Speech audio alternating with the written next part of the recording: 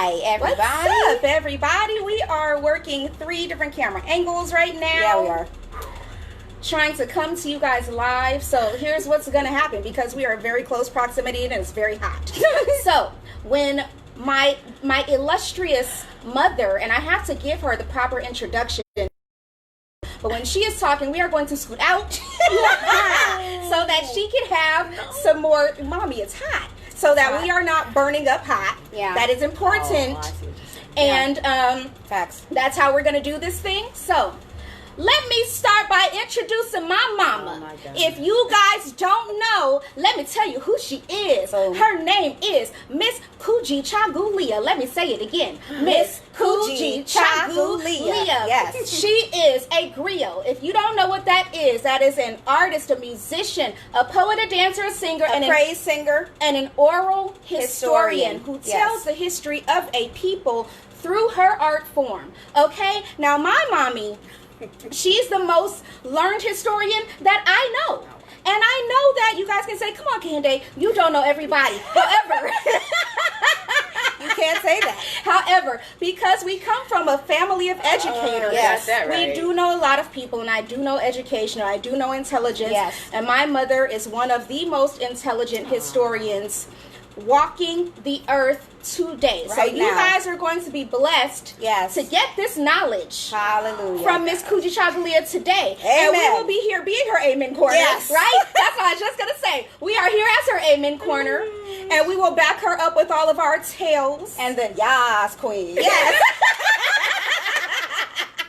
So without further ado, let me get a round of applause. Even though I can't hear you, we can feel it in our spirits. In our soul. In our souls. A round of applause for Miss Kujichagulia. Okay. And a round of applause for the Ibeji, my beautiful twin. Woo-hoo. How's that? How you doing? Oh, also, please feel free to post any questions you may have. Because this is going to be for in 7 the chat. We're doing this for 7 days. Yep, 7 days trying straight. If you are one of these people who are rightly outraged with everything that's happening right now, I mean, outraged by racism, and we've had 500 years to be outraged. Hello, somebody. Thank So you. if you're one of those people and you are really looking for something to do, something productive to do that's going to make lasting change and eradicate racism, Yes. this is the conversation for you. So we will be on until 2:30, from 2 to 2:30 every day. Please ask questions, because we have things to discuss, but we also want to directly converse with you all. So if you have questions, historical context, anything about what's happening present day, please type it in, and as soon as we see them, we will try to get to them. Turn the light on. So first, I gotta say thanks. I gotta give thanks and praise to all the revolutionaries. Revolutionaries in the First house. thing we're going to do is take our power back. We are going to stop using language that diminishes our power. Everything we say will empower us, because we all have the power of the spoken word to cure and heal ourselves. Yes. We don't take advantage of it. We take it for granted. So we're going to do that now. Take back our power vocabulary. So the first thing we're going to do is we're not going to promote, or we're not going to reinforce any language that does not do that. We're not going to reinforce or use any language that promotes racism. So number one, stop calling the people who are out there changing the world, changing quickly. That's revolution, fast change. Call them what they are, revolutionaries. A child can sit up and protest, I'm not eating my vegetables. That's a protest. This is a revolution. Say that. And we are in the midst of a revolution. Thank you, thank you, thank you. We need a revolution, not with all deliberate speed, as we've been told in the 60s. We want change now. Revolution. And in case some of you are afraid of that word, remember, next month this country will be celebrating revolutionaries 4th of on July. the 4th. Right. So first, let me talk about this date, because my daughters had to really pull my teeth to get me to do this. We did. This was a push. It was a lift. I did not want to do this because I'm busy working on racism every day. I'm not reactionary. I'm working on it every day of my life. I have been doing that for the past 50 years. So, but I want to acknowledge the ancestors and my Ibeji who realized the power of today, because today, June 3rd, 2020, 6/3/2020, that adds up to 13. 6 plus 3 plus 2 plus 2 equals 13. Why is that important? Because 13 is Kepera. Kepera is the ancient Kemetic Egyptian word for transformation. Anytime you have transformation, that is a change. 13 is powerful. 13 colonies transformed the Western Hemisphere into the racist nation it is today. 13 means transformation. That's why it happened today. We are transforming. And we always have to think, because the more you think, the more logical, the more common sense and the more logic comes to mind. Think about 13. Every time you get to the number 13, you have a new one. How many eggs in a carton? 12. 12. If you have one more egg, whole new carton. How many grades are there in school? 12. And after the 12th grade, you have a whole new life. How many ages are there when you're a child?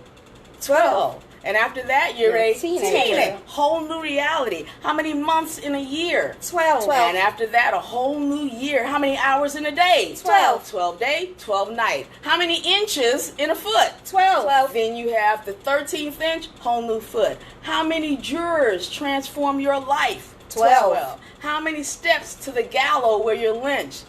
12. 12. It's terrifying. 12. 12 is transformation. If you look on the back of your $1 bill, you will see 13 replicated 13 times on the back of a $1 bill, because Americans loved transformation. And out of this transformation came E pluribus unum, one out of many, a new one. 13 is good luck. And let me tell you how good luck it is. This country had no problem with the number 13 as long as it was 13 colonies, 13 arrows in the eagle's claws, 13 stars on the flag. But when did America come to hate the number 13? I know. When the 13th Amendment was passed, which ended slavery in this country, not the Emancipation Proclamation, know your history. It was the passage of the 13th Amendment, which ended slavery in this country. I mean, prison is still slavery, but ended that type of slavery in this country. Except for Mississippi. Mississippi did not outlaw slavery until 1995. That part. So 13 is a good luck number for black folks. That's what ended enslavement capitalism. And this is another word we're going to change. We are not going to say the word slavery anymore. We're going to call it what it is. Enslavement capitalism. And that went on until what? Industrial capitalism. Now we are in the age of digital or cyber capitalism. I'd call it cyber slavery. That's another story. Or digital plantation. Digital plantation. Which is why this was a huge lift to get her on here. Yeah. She's not for this. She's not all. She's not for the digital plantation. So They're forcing me to be on screen. See how they won't even let me on camera? We won't let her leave. we're not releasing her. So we want to, we're smiling and laughing because we know that in spite of all of this, we have power. Yes. And we're happy to share this power with you. And we, as people who have been targeted by racism, name it racism, claim it racism, end it racism. We know that if you don't laugh, you might cry. That's right. So we got to keep laughing sometimes just to keep moving forward or make music. So what we're going to do now is really acknowledge this reality of this 21st century revolution. Everybody say it with me. Revolution! It's not a protest. This is not about looting. This is not about, it's about immediate change. We want change. Because after those officers go to prison, I didn't say if, I said after they go to prison, what good is it if we do not eliminate change? We need to end racism. Yeah. That's the objective here, getting rid of racism. The American Revolution of the 18th century, 1776, where there was so much violence, Boston Tea Party, they had guns, they had weapons, they even wrote a song about the violence, the bombs bursting in air, called the Star Spangled Banner. But now, when it's time for a revolution that is about humanity, all of a sudden everybody's upset. When the revolution was for inhumanity, 1776, we're going to celebrate it on the 4th of next month. Let's celebrate this 21st century revolution for justice, freedom. Number one, no one's going to give us justice. You don't go to a camel asking for fish. You don't go to fish asking for camels. You don't ask the government who created racism to give you justice. Hello. You create it. We are creating justice with our words, That's right. with our power, with our movement, with our demonstration of revolution. So let's be clear about this. Let's stop calling them protesters. I want to give praise to those revolutionaries, those police, those revolutionary police who got down power. That was so powerful. Thank you. And I really have to honor all of our brothers and sisters, Caucasian, who are out there with us on the front lines, our brown brothers and sisters, everybody, because what we keep forgetting, we are one human race. That's right. Let's be clear. There's only one race, and it's called the human race. H-U-E, hue, color. We are the people of a range of colors, from the brightest of white to the midnight chocolate dark, beautiful black. We are the people of color, humans. No need to call us pox, like chicken pox. We're all people of color. White people are not translucent. We all have color. We all have color. We have to stop this concept of divide and conquer. We are one human race. We stand as one. We are, in the words of one African proverb, yes, we are one African village, and we are raising this child of revolution. We're going to see it through to adulthood. Amen. Okay. So I hope you're making comments. You know, I'm so old I can't see the comments. I know my daughter's. Well, we're going to be her eyes. We're going to be her eyes. Towards the end, we are going to be her eyes. First, I want to just go through as much generic information as possible. The problem that we have is that we have never been taught the truth. The school system is designed to teach us lies. We grew up repeating those lies, and whenever you repeat, you perfect. So we have perfected lying to each other. Right. We still, to this day, say, oh, the justice system. There's no such thing as a justice system. I call it the injustice system. There's no such thing as American democracy. It's American hypocrisy. Let's be clear. We have the power to convey truth every day. We don't do it. And I want to go to a story that my daughter was telling me about. We're all educators. My mom used to pick cotton. My mom said, my daughter will never pick cotton. My mom would not even allow me in the kitchen. She made sure I never learned how to cook because she didn't want me to be anybody's cook. My daughters can cook with us, so I can't. Anyway, so we are all educators. My mom was the first educator in this country. I am the second generation. Yeah. This is the third generation. My granddaughters will be educators as well, and my grandson too. So, but we all have the power to educate as long as we tell the truth. So I really want you to hear this story that my daughter told me. All right, so we both work for OUSD, and this last week's school was over, if we could call it that. And this week we have staff development. So the first day this week, one of our check-in, we always have these check-in questions. One of our check-in questions was given everything that's going on in the world right now, how are people feeling? How are people taking care of themselves? What are you feeling, and what do you feel like you can do? So one of my coworkers who's white, I watched her video. We had to record short videos. Her video said that she feels very much overwhelmed. She feels that being a white educator, there's a lot of things that are outside of her control, and that there's nothing that she can do to contribute to making the world a better place, given the limits of her skin color, and also that she feels that she's limited to her small classroom.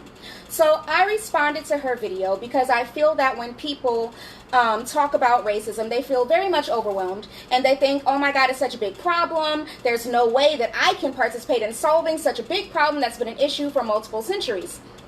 What I told her was, you don't have to be so overwhelmed. It could start with something just as simple as affirming the humanity of your African American students. Because our society and our entire world does not affirm the humanity of black people, because everybody was taught to hate black people and fear black people, even black people. Yeah. And because the entire world was taught to hate and fear black people, then whenever we step out of our homes, whenever we go out in the world, we are greeted with that hatred and that fear, whether people express it or not. That's what people call these microaggressions, whether they're microaggressions or macroaggressions. Right. We feel that, racism. we carry that with us. So what I told her is, affirm your African American students' humanity. You know, tell them they're loved, they're intelligent, they're talented, they're beautiful, because we're not told that we're beautiful. We're told that everything about us is ugly, everything everything about us is bad, everything about us is wrong. So if we just counteract that narrative, that's a start. That's right. And everybody can do that with every child and every adult they come into contact with. I make it a point. Tell my children, all of my children, the children that God gave me and the children that I teach, you are beautiful, you're talented, you're amazing, you're wonderful. Did you know how intelligent you are? Oh my God, you are brilliant. You are all genius. of that stuff. You are geniuses. You can do anything that you want to do. I tell them that because most times they are not hearing it, and it can start with something just as simple as that. Simple. And number one, stop calling intelligent children bright. That's a racist word that associates intelligence with color. When teachers call me bright, I say I'm not bright. I'm a dark chocolate genius. Yes. So, when my daughters were growing up, I used to put Vaseline on them and say, "Oh "Pretend to God, be pretty shiny black, pretty shiny black." And everything stuck to us too. When the wind blew, everything stuck. So why are we saying this? We have to. I felt those mothers on that ABC special last night, America in Revolution. We're in revolution. And I feel for you because every time I hear over and over, what do we tell the children? Tell them the truth. Tell them the truth. Let's think about it. White children grow up and they learn the ABCs. A, B, C. Well, when I was growing up, because I grew up during segregation, the first two letters you learn aren't A and B. They're C and W. Why C and W? Colored faucet, colored bathroom, colored beach, colored restroom, colored. We had to recognize that C so we wouldn't get killed. Next letter we had to recognize W.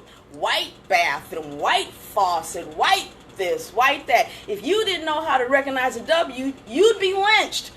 I don't care if you were 5 years old, you would get lynched. That's how racism works. So if you don't tell the children about racism, you're not protecting them. Yeah. You are subjugating them. That's right.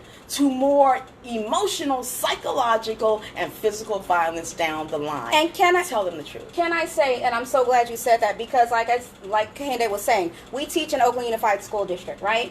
I teach, and during the strike, one of our family friends who we grew up knowing, who's a friend of my mom, looked out at the protesters and he said, "Where are all the black teachers?" And we said, OUSD right now is not, in terms of teachers, you're not going to find a lot of black teachers. You find a lot of white teachers. Ah, that's true. Which is fine when white teachers are prepared to have these conversations with black and brown children. So when I started teaching at the current school that I teach, I was walking down the hallway one day, and I will never, ever forget this black child. He must have been a freshman in high school, and he's literally arguing, fighting with one of the teachers who's an older white man, and the teacher had him step out of class because he was clearly disruptive.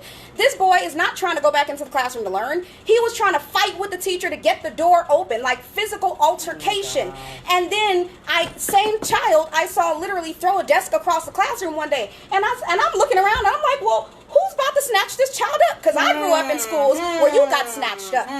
You're not allowed to behave that way. It is not acceptable at all. And I kept looking, and this was literally within maybe 2 weeks of me starting, and I was like, so where are the consequences? What's happening to this child? What are the consequences? No consequences. No consequences. And I sat in a staff meeting one day and I said, look, you guys, I understand that you want to have empathy for these children. Oh, they have problems at home. Who doesn't? All that stuff. Look, ain't nobody walking around unscathed. We're all humans. We have all had issues. We've all had challenges. However, in the real world, where this black child is growing up into being a black man, where the world is already afraid of him, if he takes that same behavior out into the world, a police officer who's racist is not going to stop to go, hey, are you having problems at home? Are you having trouble at home? They're going to shoot first and not even ask questions later. They're not even going to ask. So we cannot keep sending our children out in the world without the preparation they need to keep their lives intact, to literally come home. At the end of the day, it's about, am I preparing these children to come home? Because unfortunately, that's the reality that black children and brown children black men especially. That's the reality that they are growing into. So when I watch this child do all this, not have consequences, nobody pull him to the side, I was outdone. And here's the thing. If you are in a school where you teach children of color and you are a white person, look, Miss Loren says she remembers that staff meeting. Yes, we're all color. If you if you teach black children who walk through the world in brown skin, don't look like you, who don't look like you, right. if you are someone who is whose ancestors come from Europe, after Caucasus Mountain Range, from the Caucasus Mountain Range, right? Way after migrating out of the Caucasus Mountains, right? Yes. Way Way after migrating out of Africa originally. #, we're all African. It's a book. Read it. It's great. Okay, so if your ancestors originated in the Caucasus Mountain Range, the Caucasus Mountain Range, and you teach children who walk around in black and brown skin, you need to be prepared to have these conversations with them. We are doing them a disjustice when we pretend we don't see color. Don't pretend you don't see color. Honor it. Yes. Respect it. And have conversations with children that will keep them alive. Now, we're very clear this is all the pattern of racism. It's no accident this goes into school. It feeds into racism. So let's be clear about that. We're talking about the difference between beliefs and behavior. Because whatever you believe will determine how you behave. Right. People do not believe what they see. They see what they believe. Right. So if I believe black people are criminals, when I see an officer kneeling on a black man, I only immediately think he must have done something wrong. Yep, Because that's what I've been taught to believe. If we're going to change things, we have to change beliefs. Right. Changing the law hasn't changed anything. Change beliefs to change behavior. So we have to make sure we do that. And what communicates beliefs? Language. So we're going to be dealing with this whole next 7 days with language, because the language locks us into racism. Freeing us from racism means freeing us from racist language. I've dedicated my life to freeing us from racist language. When someone walks up to me and says, "Oh, I was on the dark web." "Oh, you mean the www, the wicked white web?" "I had a horrible dark day." "Oh, you had a horrible white day?" "I was the white sheep in my family. I was the black sheep in my family." "Oh, I was the white sheep in my family." People say stuff like, "Oh, do you like classical music?" Yes, I love jazz, African American classical music. What type of classical music do you like? So we have a language that locks us into racism. We will be unlocking that language. And once we unlock that language, we will unlock your power. Hello. This is what was going to happen. Don't believe anything you see here today. Try it out for yourself. That's right. Test it. You must evaluate, analyze. Because the minute we start analyzing and evaluating, guess what? The truth pops out. When we start working on our brain, and we start working on our brain as much as we work on our nails, our fingernails, our eyeballs, guess what? Your genius, the genie in you, the genius pops out. And you don't have 3 wishes, you have infinite power in wishes. Say that, mommy. So we're going to work on unlocking the power of our brain and unlocking our powers through language. Remember, these are not protesters. These are revolutionaries. We are bringing fast change to this country. Fast change. Nothing is over until there is a revolution. Think of 1776. We will be celebrating revolution on the 4th of July. That was an inhumane revolution. Now it's time for a humane revolution. And I'm going to give everybody here a little test right now. This is a test, and when you come back to us tomorrow, when you come forward tomorrow, we will be moving from here. Go define the words black, dark, and white. Use any dictionary, use any thesaurus, Funk, Wagnall, Webster, any search engine, could care less. When you go to those search engines online, they hide the racism, so press more information, keep scrolling down. And look at the way the word black is defined everywhere on earth. Then look at the way the word white is defined. Then look at the way dark is defined.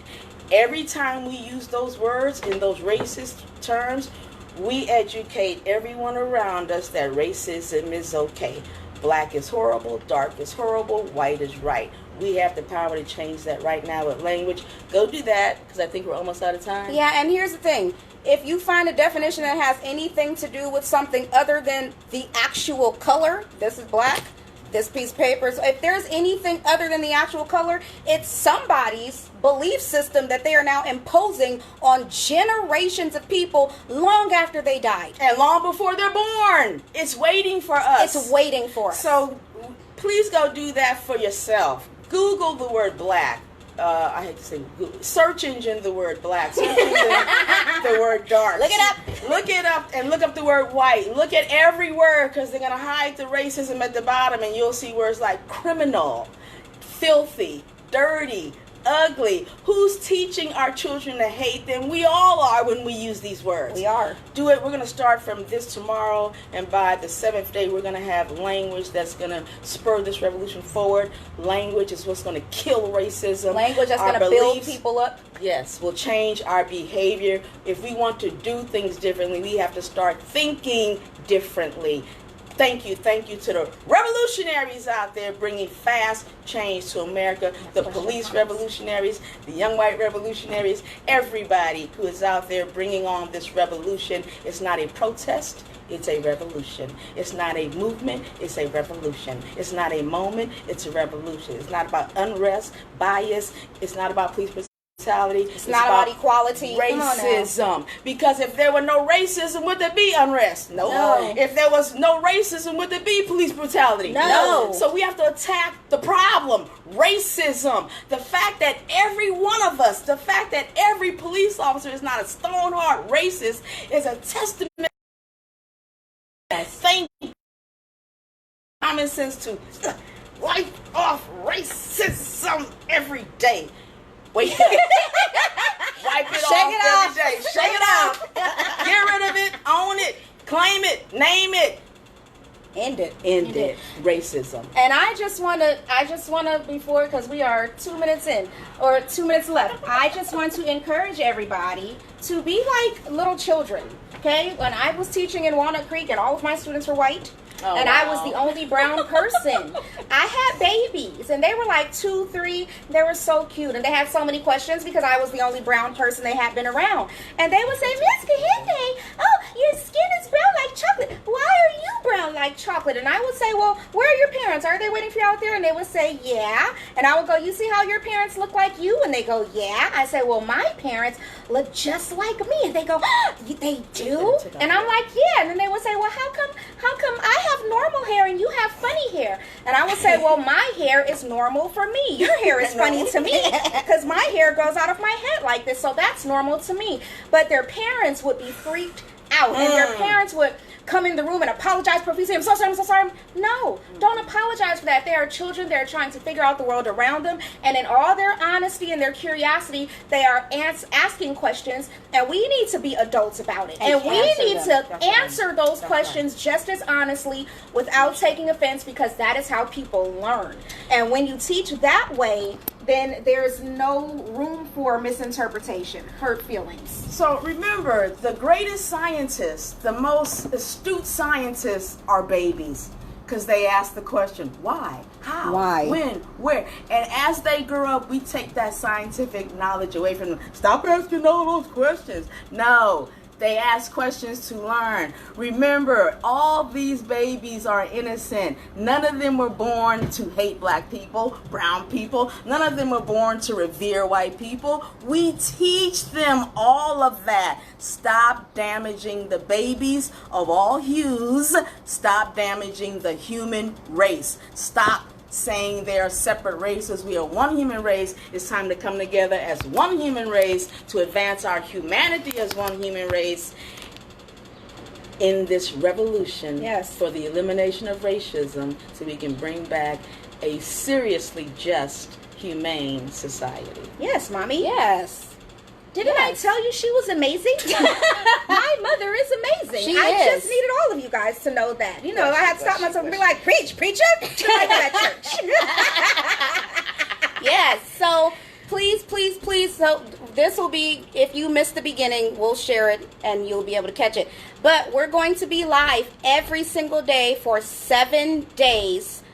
Every day for 7 days at 2 o'clock, 2 to 2:30. I know we're a little bit over 2:30, but 2 to 2:30 every day this week. And just like she asked you guys, go define the words black, white, and dark. We have to start being scientists. We have to take our education into our hands and research everything. Think critically about every little thing, because racism is woven into the fabric of our lives in ways that we're not even consciously aware of, but it's going to take a conscious awareness to undo all of the damage that has been done for centuries. And I want to say it can be undone. Racism is recently new on the scene in terms of 500 years. In terms of world history, it's the new kid on the block. That's right. We can dismantle it, but it's going to take the conscious decision of all of us to change how we think, change how we teach children how to think. I'm so glad and honored to be an educator, because I have the privilege of teaching children who look like me, children who don't look like me, but they all need to unlearn racism, and I'm there to do it, and I'm here for it. Yep.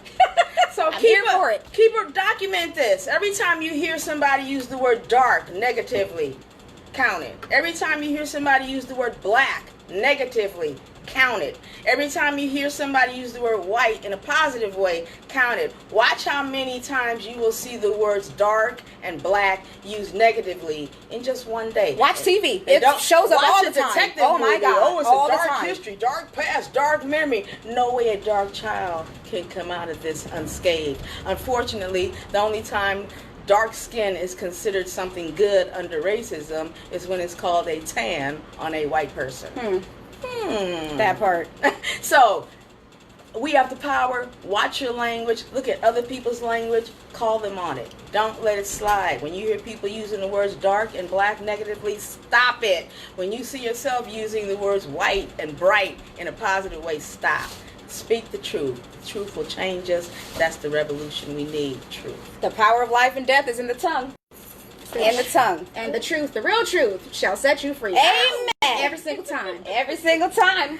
All right. So, thank you for joining us. Yes. Do the homework. Yes. We will see you all tomorrow. If you have questions that, because I don't see a lot of questions right now, but if you think of some later, go ahead and type it in the comments, and we will answer them tomorrow. Please. We'll answer them tomorrow. Message us, and we'll make sure to get your question on the list of questions to be answered. Yep. We love you guys. Thank you for joining us, and we will talk to you tomorrow at 2 p.m. It has been wonderful. Power to the revolutionaries. Yes. Bye, guys. Bye.